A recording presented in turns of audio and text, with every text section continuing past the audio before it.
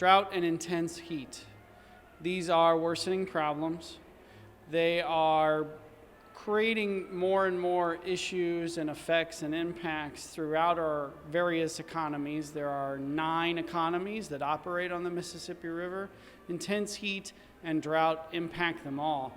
But they also impact the actual integrity of a city, because intense heat and drought tend to degrade the civil cohesion of a city, as well as all of the environmental services and ecology of a surrounding area and natural resources. It is getting hotter.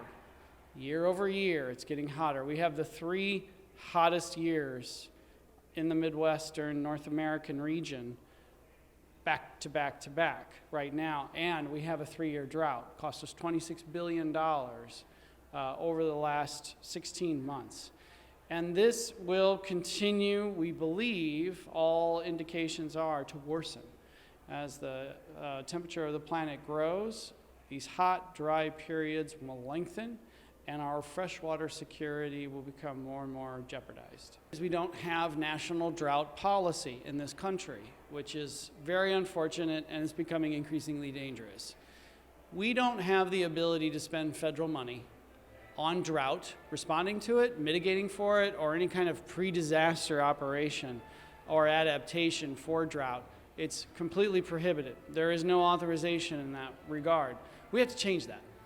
People that do, in different sectors of the economy, respond to drought and want to help us also have no mechanism officially by which they can be compensated or incentivized to do that. Farmers have no way of being compensated for voluntarily removing acreage out of irrigation.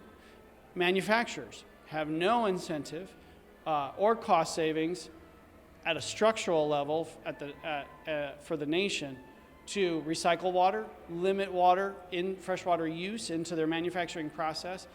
There is no incentives to do these things, but these are easily correctable. We can address these policy gaps quite simply. It does not take much, and the benefits are significant.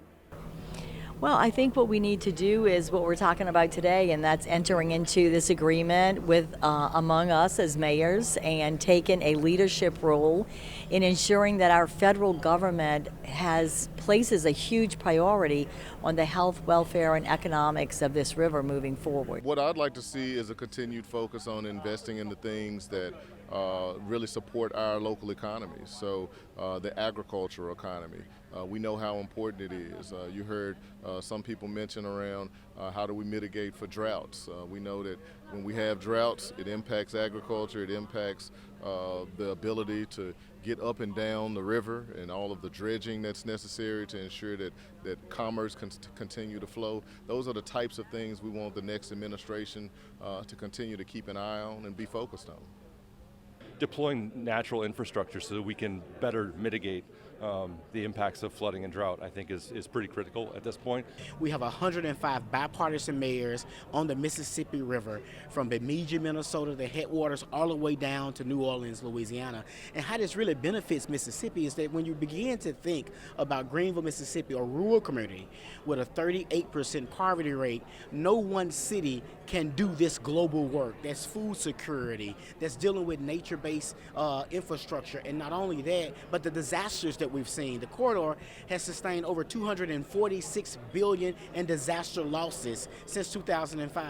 I think that as stewards of the earth, it's our job to keep the river clean so that we can have our economic sufficiency sustained for years to come. We now have a lot more bargaining power in D.C. because of the work of the MRCTI. 10 states, the watershed touches 38 states and a Canadian province, so we have some power now to be able to have these conversations and discussions, and we've seen the fruits of those labors. Moving forward, we'd like to see protections for the river, working on resiliency. First and foremost, create a way for us to work through drought the way we do a flood and use money from FEMA or federal sources to make our areas more resilient to both flood and drought. using that mitigation money, because a mitigation dollar is about tenfold on the back end when you have the disaster. So if you prepare for it, you're saving a lot of money, and that's one of the things that this cohort wants to do. Well, it's important anytime there's an organization that is coalescing around one great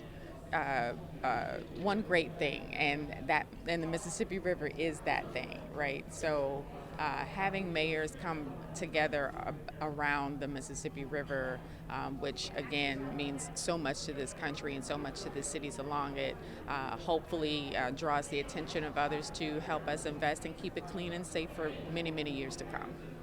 East St. Louis major thoroughfare runs right across the river from St. Louis, and it is a major hub.